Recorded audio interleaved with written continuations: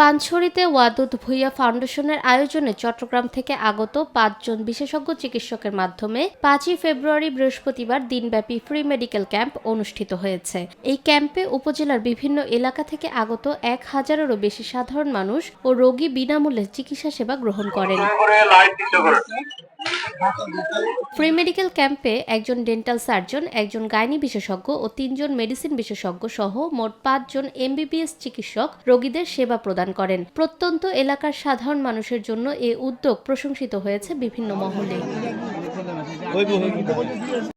অনুষ্ঠানে প্রধান অতিথি হিসেবে উপস্থিত ছিলেন পানছড়ি উপজেলা বিএনপির সভাপতি বেলাল হোসেন। তিনি বলেন, বিএনপি সবসময় মানুষের পাশে ছিল এবং থাকবে। বিএনপি সরকার গঠন করলে অসহায় ও অসুস্থ মানুষকে সরকারি উদ্যোগে বিনামূল্যে চিকিৎসা সেবা নিশ্চিত করা হবে।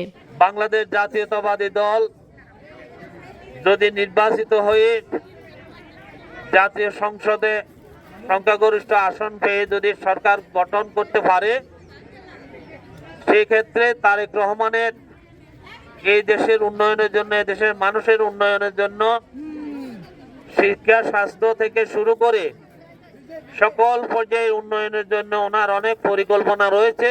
অনুষ্ঠানে সভাপতিত্ব করেন ওয়াদুদ ভূঁইয়া ফাউন্ডেশনের সভাপতি মোহাম্মদ ফারুক হোসেন সবুজ। তিনি ২৯৮ নং আসনের সংসদ সদস্য। ওয়াদুদ ভূঁইয়ার বিভিন্ন উন্নয়নমূলক কর্মকাণ্ড ও মানবিক উদ্যোগের প্রশংসা করে বলেন, এলাকার মানুষের স্বাস্থ্যসেবা নিশ্চিত করতে ওয়াদুদ ভূঁইয়া সবসময় আন্তরিকভাবে কাজ করে যাচ্ছেন। তার অনুপ্রেরণাতেই এই ধরনের মানবিক কর্মসূচি বাস্তবায়ন করা সম্ভব হচ্ছে।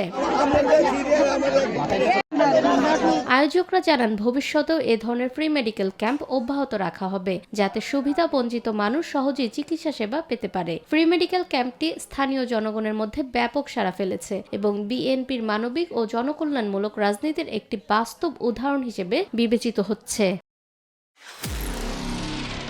নিরপেক্ষ, সত্য প্রকাশে আপোষহীন।